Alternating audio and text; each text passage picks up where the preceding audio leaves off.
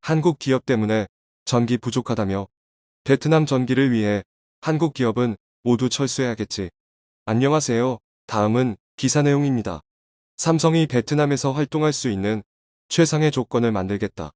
은혜를 모르던 베트남이 최근 처절하게 한국의 바짓가랑이에 매달려 구걸하는 신세로 전락했습니다. 지난 6일 베트남의 의무엔 반방 당서기장이 앞장서서 삼성이 베트남에 첨단 산업 하이테크 투자 유치를 해줄 것을 요청했는데요. 구체적인 조건은 밝혀지지 않았지만 삼성 입장에서 몹시 구미가 당길 만한 조건을 제시한 것으로 알려져 있습니다. 그런데 삼성에게 투자를 부탁하는 입장에 베트남 당서기장이 여전히 뻣뻣한 고자세로 일관해 논란이 되고 있습니다. 실제로 그는 최주호 삼성 베트남 복합 단지장을 찾아가 삼성은 베트남 북부와 남부에는 투자를 했지만 중부에는 아직 투자하지 않았다며 삼성이 당연히 베트남에 투자해야 한다는 식으로 말했는데요. 삼성의 투자가 절실한 베트남 입장에서 이 같은 자세를 고수한다는 것은 베트남이 언제든 한국의 뒤에서 칼을 찌를 거라는 방증이나 다름없습니다. 하지만 현재 베트남은 한국의 알량한 자존심을 내세울 때가 아닙니다. 석탄 공급 부족으로 빠르면 다음 달부터 대대적인 전력난이 예상되고 있기 때문입니다. 베트남은 본래 석탄 수출국이었지만 수천 개에 달하는 한국 기업이 베트남에 진출한 이후부터 제조업 비중이 커져 이제는 석탄 수입국으로 바뀌었습니다. 이런 상황에 베트남 석탄 수급에 문제가 생긴다면 아직 베트남에 남아있는 우리 기업들의 제조시설이 올스톱될 것이고 이는 우리 기업들뿐만 아니라 베트남 경제에 치명적인 타격을 줄 것이 분명합니다. 뒤늦게나마 상황을 인지한 베트남 당국은 호주에서 더 많은 석탄을 들여오는 방안을 모색하고 나섰습니다. 그런데 베트남 당국의 이런 기조와는 정반대로 베트남 일각에서는 전혀 다른 이야기가 나오고 있습니다. 바로 베트남에 전력 난위기가 찾아온 것이 다름 아닌 한국 때문이라는 것입니다. 삼성 등 한국 기업들의 과도한 전력 사용이 석탄 수출국이었던 베트남을 망쳐놨다는 것이 이들의 주장입니다. 정말 어처구니가 없는데요. 오늘은 은혜도 모르고 남 탓만 일삼던 베트남이 쫄딱 망하게 생긴 일에 대해 알아보겠습니다. 얼마 전 베트남 언론 VN 익스프레스는 2015년부터 올해까지 베트남의 최저임금이 매년 8.8% 늘어났다고 밝혔습니다. 이는 전례가 없을 정도로 가파른 성장세였죠. 그런데 이처럼 하늘 높은 줄 모르고 고공행진을 이어가던 베트남 최저임금을 견인하던 것은 다름 아닌 삼성이었습니다. 실제로 삼성전자의 월급은 베트남 평균 임금에 비해 상당히 높은 것으로 알려져 있습니다. 뿐만 아니라 비교적 경기가 좋던 대유행 확산 이전에는 최대 2개월치의 임금이 명절 보너스로 지급되었다고 하는데요.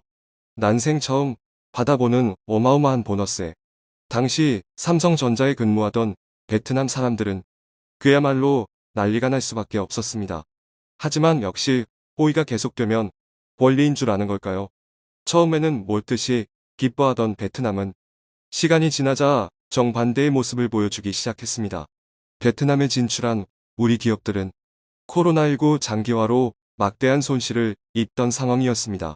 그런 만큼 예전과 같은 2개월치의 임금을 보너스로 지급하긴 힘들었는데요. 결국 고심 끝에 1에서 1.5개월치의 임금을 보너스로 주겠다고 발표할 수밖에 없었습니다. 화가 머리끝까지 난 베트남 사람들은 우리 기업들을 포함한 외국계 기업들을 향해 단체로 파업을 시작했습니다. 당시 그들은 지난해 최대 2개월치의 임금이 보너스로 지급됐고 재작년의 경우 2달치가 넘었다. 매년 보너스가 줄어든다면 누구라도 불만이 생길 것이라며 당연히 받아야 할 2개월치의 보너스를 정상 지급하라고 외치기 시작했죠. 그런 그들의 모습은 악이나 다름없었습니다. 우리 기업이 처음 베트남에 진출했던 당시 난생 처음 보는 어마어마한 연봉을 받곤 한국 기업 덕분에 살아갈 수 있게 됐다며 행복해하던 그들은 온데간데 없어진 지오래였죠. 물론 이들의 말이 완전히 틀린 것은 아닙니다. 견물생심이라는 말이 있듯이 사람은 재물 앞에서 흔들리는 법이고 원래 지급되었던 보너스가 줄어든다면 속상한 것이 당연합니다. 그래서 사태 초반에는 베트남 사람들을 연해동조하는 국내 여론도 있었습니다. 하지만 베트남 사람들은 선을 넘어도 한참 넘었습니다. 베트남 사람들은 연 300회가 넘는 끊임없는 파업을 하며 우리 기업을 괴롭혔을 뿐 아니라 언제든지 들어오고 나갈 수 있는 구멍가게 취급을 했죠. 그런데 이처럼 태평성대가 천년만년 영원할 거라 생각하며 강자를 부리던 베트남에 그야말로 청천벽력 같은 소식이 연이어 전해지고 있습니다. 얕디얕은 국민성의 진절머리가 난 우리 기업들이 베트남에서 철수하기로 결정했기 때문인데요. 이에 다수의 외신 등에서는 베트남 GDP의 4분의 1을 차지하는 삼성전자가 베트남을 탈출한다면 베트남 전체가 휘청거리게 될 가능성이 매우 높다며 심각한 우려를 표하고 있습니다. 삼성 같은 초거대 기업이 베트남에서 발을 뺀다면 그 아래 하청으로 있던 중소기업까지 줄줄이 소시지로 베트남을 떠날 것이 분명했기 때문이었죠. 또한 수조 원의 자금을 들여놓고도 기업들이 베트남 철수를 결정하는 한다는 것은 남설처럼 떠돌았던 베트남 리스크가 살존한다는 방증입니다. 그 이유는 억대 연봉을 받는 기업 내 초일류 경영 전문가들이 여러 지표를 토대로 분석한 결과 베트남에 있으면 막대한 손해를 입게 된다는 결론을 내렸다는 말이나 다름없기 때문입니다.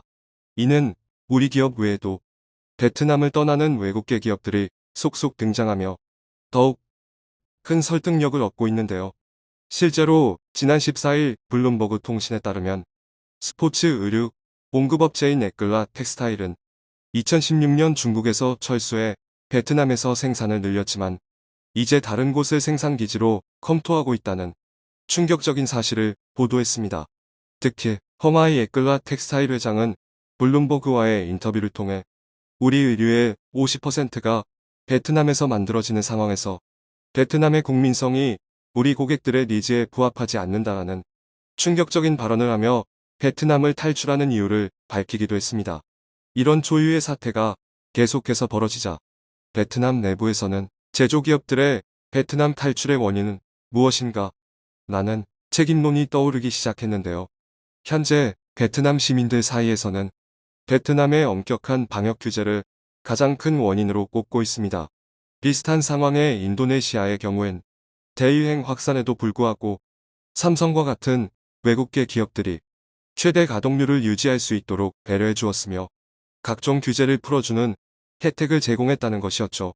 틀린 말은 아니지만 기업들이 단순히 한 두 가지의 이유만으로 이런 중대한 결정을 내렸을 리가 없는데요. 달리 말해 현재 베트남 사람들은 아직도 정확히 현상을 파악하지 못한 채 책임 떠넘기기, 남 탓하기 등으로 일관하고 있습니다. 반면 베트남 당국은 베트남 사람들과는 조금 다른 입장을 밝혔습니다. 사태의 심각성을 파악하고 삼성을 향해 삼고초려를 시작한 것인데요. 지난 1일 다낭시 당국은 베트남의 당서기장 응웬 반 광이 최주호 삼성 베트남 복합단지장을 찾아가 베트남 다낭의 첨단산업 하이테크 투자 유치를 요청했다고 밝혔습니다. 이처럼 베트남 정부의 고위급 인사인 당서기장까지 나서 외국계 기업을 향해 조건을 제시하며 기업 운영을 요청하는 경우는 매우 드문 필인데요. 실제로 최근 베트남은 국가 주도하에 다낭을 첨단 산업단지로 조성하기 위해 심혈을 기울이고 있는 상황입니다. 또한 그러기 위해서는 삼성의 소프트웨어, 하이테크 등 최첨단 산업 부문의 투자가 절실한 상황이죠. 그런데 여기에서 문제가 되는 부분이 있습니다. 바로 베트남 당서기장이 삼성은 베트남 북부와 남부에 투자를 했지만 중부에는 아직 투자하지 않았다라고 언급했다는 점입니다. 지금까지 베트남을 겪으면서 그들의 진짜 얼굴을 보게 된 지금에서는 당서기장의 말이 조금 다르게 와닿는데요. 삼성이 베트남 북부와 남부에 전폭적인 투자를 쏟아부은 결과 베트남이 초고속 성장을 할 수 있었던 것에 대한 고마움은 전혀 없고 중부에도 투자를 내놓으라고 말하는 것처럼 들립니다. 즉, 베트남은 이번에도 여지없이 물에 빠진 베트남을 구해줬더니 보따리 내놓으라고 하는 것이나 다름없다는 것이죠. 이것이 결코 과장이 아닌 것은 베트남 현지 매체의 반응을 보면 알 수 있습니다. VN, 익스프레스 등 다수의 베트남 매체는 최근 다낭은 한국 관광객뿐 아니라 외국계 기업들의 수많은 관심을 받는 핫플레이스라며 삼성이 투자하기에 부족함이 없다고 말하고 있는데요. 뿐만 아니라 삼성이 지난 과거의 모두 잊고 이번 베트남의 요청을 받아들인다면 삼성과 베트남 서로가 윈윈할 수 있는 더 없는 기회가 될 것이라며 뻔뻔한 모습을 보이기도 했습니다. 철면피도 이런 철면피가 있을까 싶은데요. 그렇지만 다낭은 베트남 국토의 최중심지이며 인도차이나반도 도부 해안의 항만을 통과하는 교통의 요충지입니다. 삼성 입장에서도 투자 메리트가 전혀 없는 것은 아니죠. 오히려 잘만 이용한다면 삼성에게 큰 이득을 가져다 줄 수도 있을 것입니다. 하지만 삼성이 다낭에 투자하기로 결정한다면 베트남이 삼성에 핵폭탄급 임대료를 부과할 거라는 이야기가 나오고 있습니다. 안 그래도 베트님은 외국계 기업을 향해 커터무늬없는 임대료를 떠내왔는데요. 실제로 베트남의 글로벌 부동산 컨설팅 업체 존스랑 나살 베트남은 지난해 산업용 부동산 평균 임대료는 7.9% 상승했으며 남부와 북부에서는 특히 그 상승세가 두드러졌다고 밝혔습니다. 그들은 투자자들이 다른 곳은 다 제쳐두고서라도 삼성과 같은 외국계 제조업에는 더 많은 임대료를 요구한다고 밝혔습니다. 이때도 철면피 베트남 사람들은 되려 삼성이 베트남 사람들에게 높은 임금을 지불해서 생긴 일이라면서 삼성을 물고 늘어졌죠. 삼성이 적당한 임금을 지불하지 않아 물가가 상승했고 부지와 임대료까지 상승했다는 것이었습니다. 삼성 측이 당서기장의 요청에 어떤 답을 내놨는지는 아직 전해지지 않았지만 이 모든 것을 예측하고 베트남 철수를 결정했을 감성이 이들의 요청에 응할 이유는 어디에도 없어 보이는데요. 삼성이 진짜로 베트남을 손절할 거라고 생각하지 못했던 베트남은 현재 당혹감을 감추지 못하고 있습니다. 현재 베트남의 총리까지 나서서 삼성을 비롯한 한국 기업들이 원하는 것은 뭐든 다 들어주겠다며 애원하고 있는 상황인데요. 실제로 베트남 당국은 공산권 특유의 뒷돈 요구와 뇌물 같은 부정부패를 뿌리 뽑겠다며 당 차원에서 팔을 걷어붙이고 나섰다고 합니다. 하지만 익은 밥이 다시 쌀로 돌아갈 수는 없을 텐데요. 삼성이 떠난 후 텅 빈 베트남에서 열심히 부정부패 척결하길 바랍니다. 청중의 일부 의견. 삼성이 처음부터 버릇을 잘못 들었어. 그 나라 수준에 맞게 해줘야지. 너무 잘해주니까 그것이 버릇이 된 것이지. 직원 구하기 위해서 그랬다고 하지만 너무 잘해줬지. 우리 교민들 다 철수하고 국교단절 2번 속으면 속는 사람에게 문제가 있는 겁니다. 국교단절이 최적의 해결책이죠. 베트남에 있을수록 손해가 눈이처럼 불어난다. 빨리 철수해야만 살 길이다. 한국 기업 베트남에서 철수해야 합니다. 베트남의 위정자를 믿으면 안 되고 중국하고 똑같은 나라. 베트남은 보니까 손절로 끝낼 문제가 아니고 우리가 작정하고 버르장머리를 좀 고쳐줄 필요가 있어 보입니다. 시청해주셔서 감사합니다.